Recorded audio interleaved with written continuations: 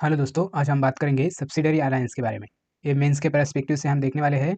चलो फिर इसका सबसे पहले हम इंट्रोडक्शन देखते हैं।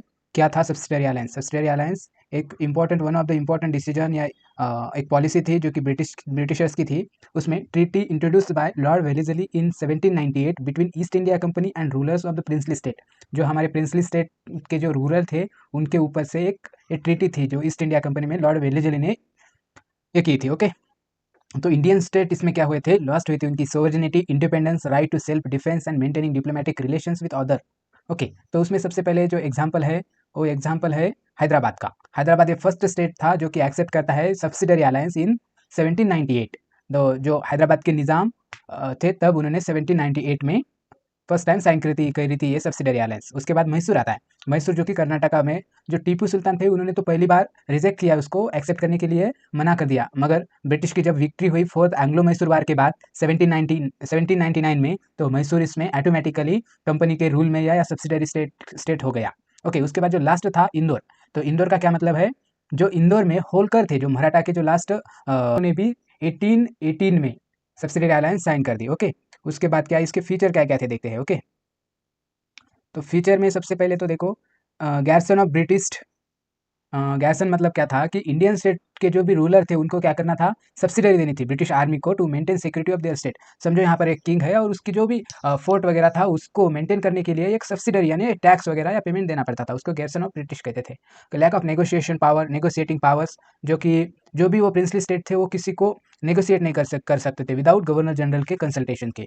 ओके, ब्रिटिश की एक एक्सक्लूसिविलिटी थी या सुपेरियोरिटी थी। Indian ruler could not employ any European in their service without prior approval of the British. British को पूछे बिना किसी भी यूरोपियन या दूसरे किसी को उनके सर्विस पर नहीं रख सकते थे। ओके, इंडियन रूरल जो भी किंग या प्रिंसली स्टेट के राजा वगैरह थे।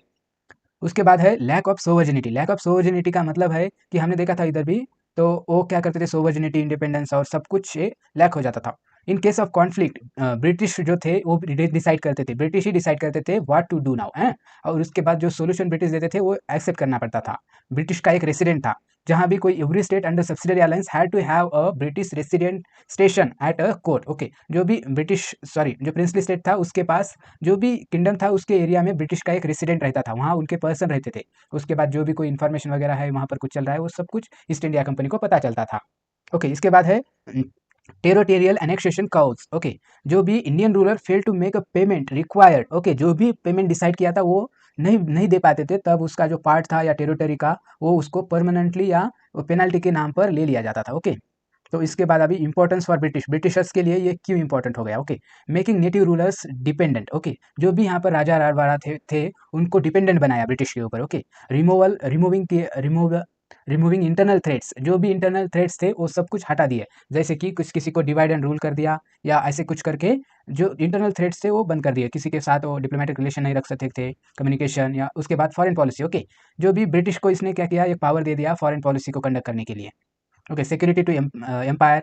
सिक्योरिटी सिक्योरिटी जो भी देते थे, जैसे कि एक पोर्ट था उसके ऊपर सिक्योरिटी ब्रिटिश की देती थी, ब्रिटिश उसके ऊपर कंट्रोल करते थे।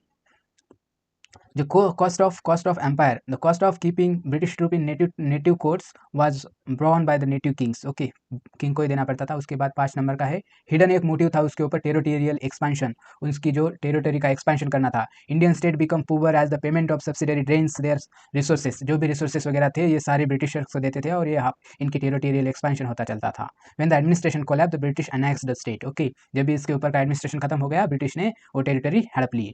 Okay, effective control of the sub Indian sub, जो भी कंट्रोल था इंडियन सब कॉन्टिनेंट के ऊपर तो ब्रिटिश का आया था, कंसोलिडेशन हुआ था उसका। Subsidiary alliance help British to create buffer state between them and other colonies. Okay, जैसे कि फ्रांस बफर स्टेट बना दिया, किसी का किसी के साथ कनेक्शन नहीं। Okay, extending British influence of European revivals was excluded from their course and Indian rural. Okay, ये कुछ 2-3 हिडन मोटिव थे।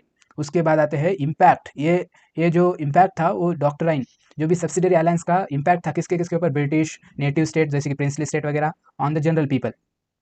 ओके, तो ब्रिटिश के तो हमने देख लिया, कंसोलिडेशन ऑफ द एम्पायर हुआ, increase in the size of army हो गई ब्रिटिश की, और end of the colonial opponents. Colonial जो अपोनेंट थे जैसे कि फ्रांस, हॉलैंड या पुर्तगीज, वो सब भी इन्फ्लुएंस में आकर के क्या हुआ कि ये इनके वो ऑर्डर को खत्म कर दिया, उसका एंड हो गया। उसके बाद जो नेटिव स्टेट के क्या क्या इंपैक्ट हुए थे, जैसे कि drain of the native wealth, rulers lost their wealth, economic wealth, okay, sovereignty as a troop had to be maintained with large payment, okay, native ruler के साथ जो भी लॉस ऑफ लाइवलीहुड था, उसके बाद ह्यूमिलेशन मतलब जो कि असेम या शर्म, okay, loss of sovereignty over there traditional states, loss of indigenous arts, okay. तो नेटिव ट्रूप्स जो थे, नेटिव पैट्रोनेज और जो भी आर्ट वगैरह या क्राफ्ट बनाते थे उसको बंद कर दिया गया।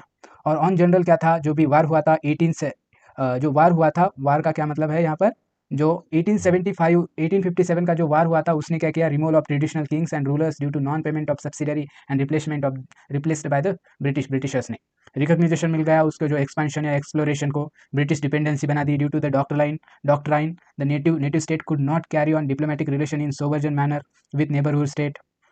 डोमेस्टिक इंटरफेरेंस को क्या कर दिया, British were now able to fight wars and influence people for conflicts as domestic wars between native, लोगों में ही भड़काते थे और एक बड़े वार में उसका स्वरूप आ जाता था।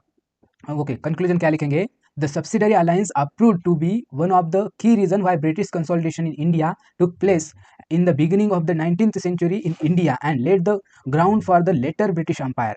ये एक सब्सिडरी अलायंस के बाद ये टेरिटरी वगैरह उनके कब्जे में आ गई और ब्रिटिश का कंसोलिडेशन हुआ और उसके बाद इसका एक पॉजिटिव इम्पैक्ट हुआ और ये हो गए। तो ये था सब्सिडरी अलायंस के बारे में, और ये मेंस के पर्सपेक्टिव से है और प्रीलिम्स के भी। Thank you.